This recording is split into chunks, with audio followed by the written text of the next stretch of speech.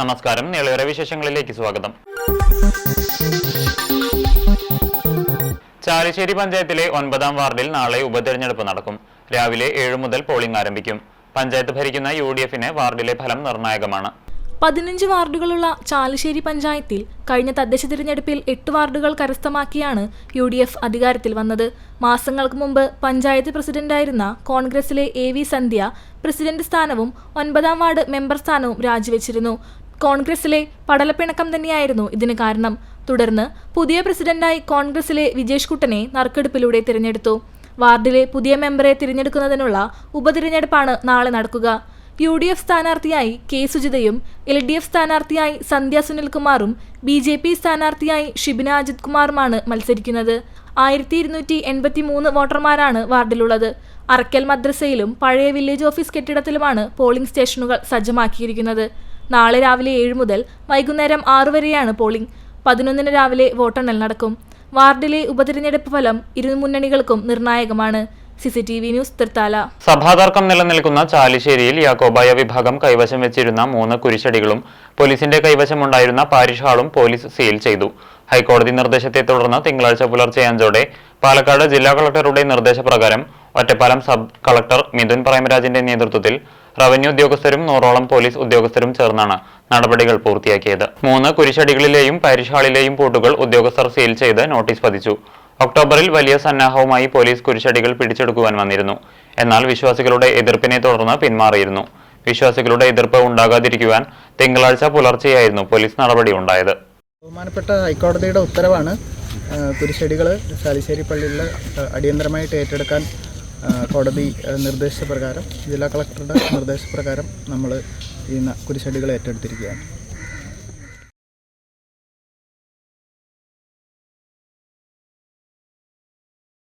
കൊപ്പത്ത് കേരളോത്സവത്തിലെ football മത്സരത്തിനിടെ സംഘർഷം, ഒരാൾക്ക് പരിക്ക്. സംഭവവുമായി ബന്ധപ്പെട്ട് 3 പേർക്കെതിരെ കേസെടുത്തു. കൊപ്പം പഞ്ചായത്തിലെ കേരളോത്സവത്തിലെ ഫുട്ബോൾ മത്സരത്തിനിടെയാണ് കയ്യാങ്കളി ഉണ്ടായത്. കഴിഞ്ഞ ദിവസം വൈകുന്നേരമായിരുന്നു സംഭവം. കൊപ്പം സ്കൂൾ ഗ്രൗണ്ടിൽ വെച്ചായിരുന്നു ഫുട്ബോൾ ഫൈനൽ മത്സരം നടന്നത്. ഇതിനിടെയാണ് ചിലർ പ്രശ്നമുണ്ടാക്കാൻ ശ്രമിച്ചതെന്നാണ് ആക്ഷേപം. ഇത് കയ്യാങ്കളിയിൽ കലാശിക്കുകയായിരുന്നു. ഇതിനിടെ സംഘാടക സമിതി അംഗം കൂടിയായ മേൽമുറി സ്വദേശി സജിൻദാസിന് പരിക്ക് പറ്റി. ഇയാളെ പെരുന്തമണ്ണയിലെ സ്വകാര്യ ആശുപത്രിയിൽ പ്രവേശിപ്പിച്ചു. സംഭവവുമായി ബന്ധപ്പെട്ട് കൊപ്പം പോലീസ് കേസെടുത്തിട്ടുണ്ട്. അൻവർ തച്ചറക്കുന്ന്, അഷ്റഫ് തച്ചറക്കുന്ന്, ഷാനിഫ് തച്ചറക്കുന്ന് എന്നിവർക്കെതിരെ കേസുമെടുത്തിട്ടുണ്ട്. കുറ്റക്കാർക്കെതിരെ ശക്തമായ നടപടി വേണമെന്ന് കൊപ്പം ഗ്രാമപഞ്ചായത്ത് പ്രസിഡന്റ് T ഉണ്ണികൃഷ്ണൻ ആവശ്യപ്പെട്ടു. ഇതുമായി ബന്ധപ്പെട്ട് ഉന്നത പോലീസ് ഉദ്യോഗസ്ഥർക്ക് പരാതി നൽകുമെന്നും പഞ്ചായത്ത് പ്രസിഡന്റ് വ്യക്തമാക്കി. വരവൂർ വേട്ടാണി വളവിൽ നിയന്ത്രണം വിട്ട പിക്കപ്പ് വാൻ ട്രാൻസ്ഫോമറിൽ ഇടിച്ചുകയറി. ട്രാൻസ്ഫോമറിന്റെ സുരക്ഷാവേലി തകർത്താണ് വാൻ നിന്നത്. തിങ്കളാഴ്ച പുലർച്ചെ 3 മണിയോടെയാണ് സംഭവം. ഡ്രൈവർ ഉൾപ്പെടെ വാഹനത്തിലുണ്ടായിരുന്ന പെരിന്തൽമണ്ണ സ്വദേശികളായ 2 പേർ പരിക്കേൽക്കാതെ രക്ഷപ്പെട്ടു. അപകടത്തിൽ വാഹനം ഭാഗികമായി തകർന്നു. വരവൂർ ഭാഗത്തു നിന്നും തലശ്ശേരി ഭാഗത്തേക്ക് പോവുകയായിരുന്നു വാഹനം. കൂറ്റനാട് ടൗൺ നവീകരണവുമായി ബന്ധപ്പെട്ട് മന്ത്രി MB രാജേഷ് വിളിച്ചു ചേർത്ത കെട്ടിട ഉടമകളുടെ യോഗം നാഗലശ്ശേരി സർവീസ് സഹകരണ ബാങ്ക് ഹാളിൽ നടന്നു. കെട്ടിട ഉടമകൾ മുന്നോട്ട് വെച്ച ആശങ്കകൾക്ക് മന്ത്രി മറുപടി പറഞ്ഞു. എന്നാൽ ചില കെട്ടിട ഉടമകൾ കെട്ടിടം പൊളിക്കുന്നതിന് തടസ്സവാദം ഉന്നയിച്ചെങ്കിലും നിയമപരമായിട്ടുള്ള എല്ലാ നടപടികളും പൂർത്തിയാക്കിയതിനു ശേഷമേ സ്ഥലം ഏറ്റെടുക്കുകയും കെട്ടിടങ്ങൾ പൊളിക്കുകയും ചെയ്യുമെന്ന് മന്ത്രി യോഗത്തിൽ വ്യക്തമാക്കി. കൂറ്റനാട് ടൗണിൽ റവന്യൂ ഭൂമി കയ്യേറ്റം ചെയ്ത് കെട്ടിടങ്ങൾ നിർമ്മിച്ചിട്ടുണ്ടെങ്കിൽ അത് പരിശോധിച്ച് കയ്യേറ്റം ചെയ്തതായി കണ്ടെത്തപ്പെടുന്ന പക്ഷം മുഴുവൻ കയ്യേറ്റ ഭൂമിയും ഒഴിപ്പിക്കുമെന്നും മന്ത്രി വ്യക്തമാക്കി. കെട്ടിട ഉടമകൾക്ക് നിയമാനുസൃതമായ മെച്ചപ്പെട്ട നഷ്ടപരിഹാരം ഉറപ്പുവരുത്തും. കേരളത്തിലെ 8 പ്രധാന ജംഗ്ഷനുകൾ വികസിപ്പിക്കാൻ തീരുമാനിച്ചപ്പോൾ മന്ത്രി MB രാജേഷ് പ്രത്യേകമായി ഇടപെട്ടാണ് കൂറ്റനാടിനെയും അതിൽ ഉൾപ്പെടുത്തിയത്. കൂറ്റനാട് ടൗൺ വികസനം എന്നത് ഭാവിയെ മുന്നിൽ കണ്ടുകൊണ്ടുള്ള വികസന പദ്ധതിയാണ്. എല്ലാവരും പൂർണ്ണമായി സഹകരിക്കണമെന്നും മന്ത്രി യോഗത്തിൽ അഭ്യർത്ഥിച്ചു. CCTV news Thrithala. 7 വയസ്സുകാരൻ മുതൽ 79 വയസ്സുള്ള ഡോക്ടറും 2 പെൺകുട്ടികളും അടക്കം അരങ്ങേറിയ ചെണ്ടമേള അരങ്ങേറ്റം അപൂർവ കാഴ്ചയായി. വള്ളത്തോൾ നഗർ ഗ്രാമപഞ്ചായത്തിലെ പള്ളിക്കൽ ക്ഷേത്രാങ്കണമാണ് വ്യത്യസ്ത അരങ്ങേറ്റത്തിന് വേദിയായത്. ക്ഷേത്രകലകളെ പ്രോത്സാഹിപ്പിക്കുന്നതിന്റെ ഭാഗമായാണ് പള്ളിക്കൽ ഭഗവതി ക്ഷേത്രത്തിന്റെ നേതൃത്വത്തിൽ കലാകാരന്മാരെ കണ്ടെത്തി ചെണ്ടമേള പരിശീലന കളരി ആരംഭിച്ചത്. ആശാൻ കൊണ്ടയൂർ വാസുദേവൻ നേതൃത്വം നൽകി. ആകെ 39 പേരാണ് ചെണ്ടമേളത്തിൽ അരങ്ങേറ്റം കുറിച്ചത്. 7 വയസ്സുള്ള കൃഷ്ണ, 79 വയസ്സുള്ള ആയുർവേദ ഡോക്ടർ ഉപേന്ദ്രൻ, 2 പെൺകുട്ടികളും ഇവരുടെ ഒപ്പം അരങ്ങേറ്റം കുറിച്ചു. അപൂർവ കാഴ്ച കാണാൻ നിരവധി ആളുകളാണ് എത്തിച്ചേർന്നത്. ക്ഷേത്ര കമ്മിറ്റി ഭാരവാഹികളായ പുഷ്പരാജൻ, രാജ്കുമാർ, ഗോവിന്ദരാജ്, കൃഷ്ണകുമാർ എന്നിവർ നേതൃത്വം നൽകി.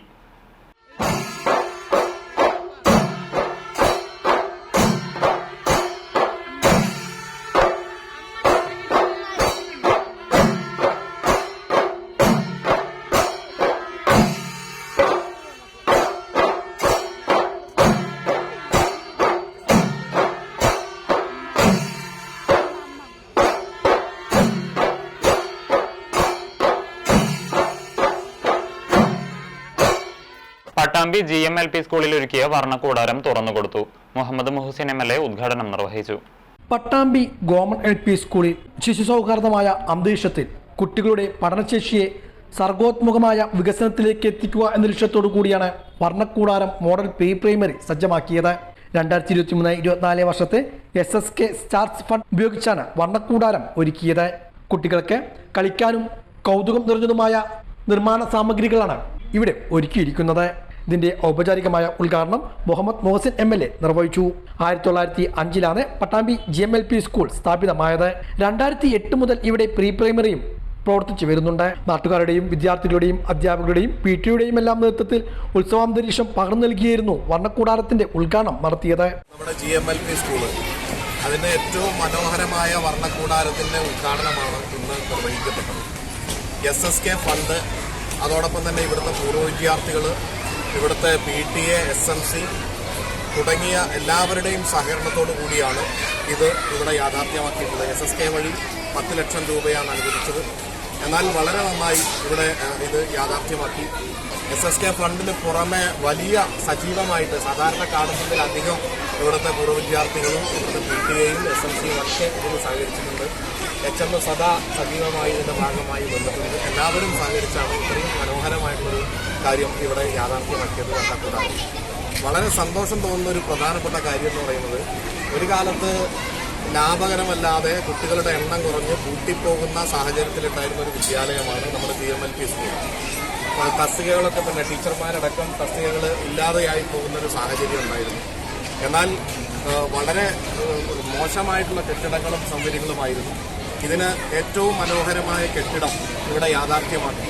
അതോടൊപ്പം തന്നെ MLA ഫണ്ടിൽ നമുക്കറിയാം ബസ് യാഥാർത്ഥ്യമാക്കി, ചുറ്റുമതിലും ഗേറ്റും യാഥാർത്ഥ്യമാക്കി.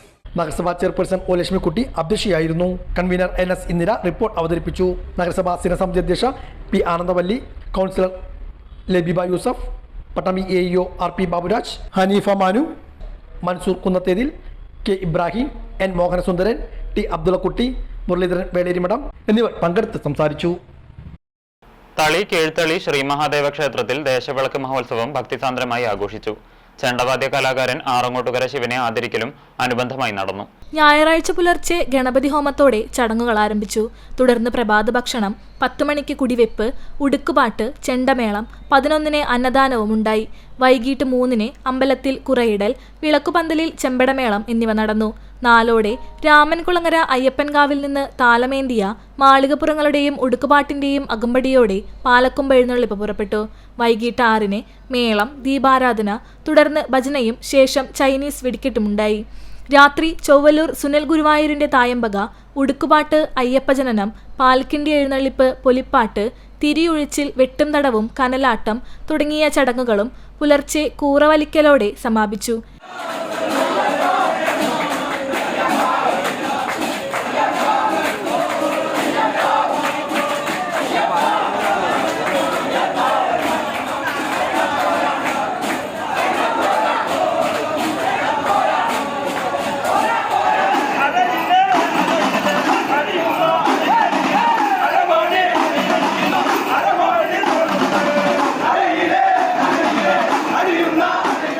ദേശവിളക്കിനോടനുബന്ധിച്ച് ചെണ്ടമേള വാദ്യകലാകാരൻ ആറങ്ങോട്ടുകര ശിവനെ കീഴ്ത്തളി ശ്രീ മഹാദേവ ക്ഷേത്ര ദേവസ്വം ട്രസ്റ്റിന്റെ നേതൃത്വത്തിൽ ആദരിച്ചു. തുടർന്ന് ആറങ്ങോട്ടുകര ശിവനും ചെണ്ടമേളത്തിൽ അരങ്ങേറ്റം കുറിച്ച ശിഷ്യരും ചേർന്ന് ചെമ്പടമേളം അവതരിപ്പിച്ചു.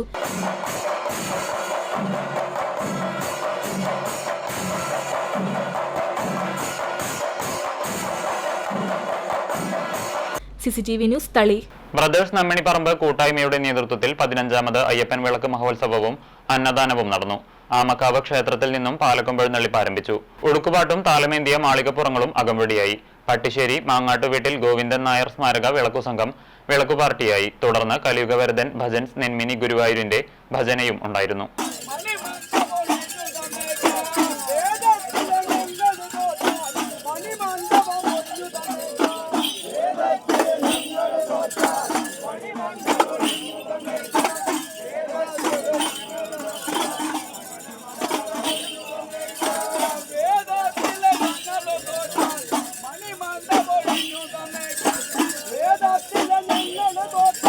Mani mandava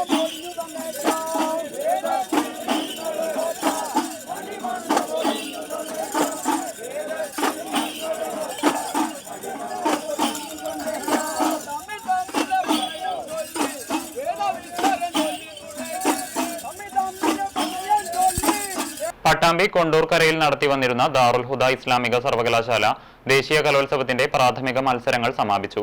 സമാപന സമ്മേളനം മുഹമ്മദ് മുഹസിൻ MLA ഉദ്ഘാടനം ചെയ്തു.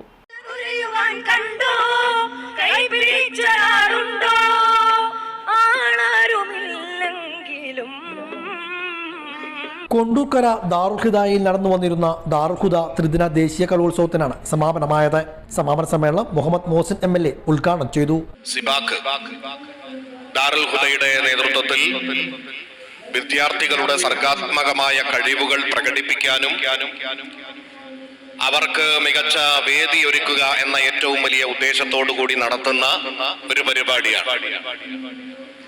ഒരുപാട് ഭാവിയുടെ വാഗ്ദാനങ്ങളായിട്ടുള്ള വ്യക്തിത്വങ്ങളെ വളരെ ചെറുപ്പത്തിലെ തിരിച്ചറിഞ്ഞുകൊണ്ട് അവരുടെ കഴിവുകൾ അതാത് മേഖലകളിൽ കണ്ടെത്തി അവർക്ക് പരിശീലനം നൽകാനുള്ള ഏറ്റവും മികച്ചൊരു വേദി കൂടിയാണ് സിബാക്ക്. അതിന്റെ ഭാഗമായി ഇവിടെ മത്സരിച്ച കുട്ടികൾ, ആ കുട്ടികളെ കുറിച്ച് ഞാൻ ഇവിടെ ചോദിച്ചു. അപ്പോ ഞാൻ അറിയാൻ കഴിഞ്ഞത് ഒന്നിനൊന്ന് മെച്ചപ്പെട്ട മികച്ച മത്സരങ്ങളാണ് ഓരോ വേദികളിലും നടന്നിട്ടുള്ളത്. ജഡ്ജിമാരെ സംബന്ധിച്ചിടത്തോളം അവർക്ക് മാർക്കിടാൻ തന്നെ ഏറെ ബുദ്ധിമുട്ടായി എന്നുള്ളതാണ് ഞാൻ അറിഞ്ഞത്. എന്നിരുന്നാലും ഒന്നാം സ്ഥാനവും രണ്ടാം സ്ഥാനവും ഒക്കെ കണക്കാക്കാതെ മുന്നോട്ട് ഈ പരിപാടി പോകില്ല എന്നുള്ളത് കൊണ്ട് മാത്രമാണ്. Vice president V Aboobacker Haji, working secretary TH Kabeer Anvari, treasurer Usman Haji, KM Mujeebuddeen, Shiyabuddeen Anvari, principal Latheef Khudwi, Benyamin Khudwi, Yusuf Haji, CS Hydros, V Abdullakutty, PM Kunjumon, Musthafa Muthutty, KT Muhammed Kutty തുടങ്ങിയവരും പങ്കെടുത്ത് സംസാരിച്ചു. ഫൈനലിലേക്ക് 28 സെക്ഷനോടെ സബീലുൽ ഹിദായ പറവൂർ മുന്നിട്ട് നിന്നു. നൂറുൽ ഹിദായ ഇസ്ലാമിക് അക്കാദമി പട്ടാമ്പി മികച്ച പ്രകടനം കാഴ്ചവെച്ചു. 70-ലേറെ പ്രാഥമിക മത്സരങ്ങളാണ് നടന്നത്. 400ഓളം മത്സരാർത്ഥികൾ 3 ദിവസങ്ങളായി നടന്ന കലോത്സവത്തിൽ പങ്കെടുത്തു.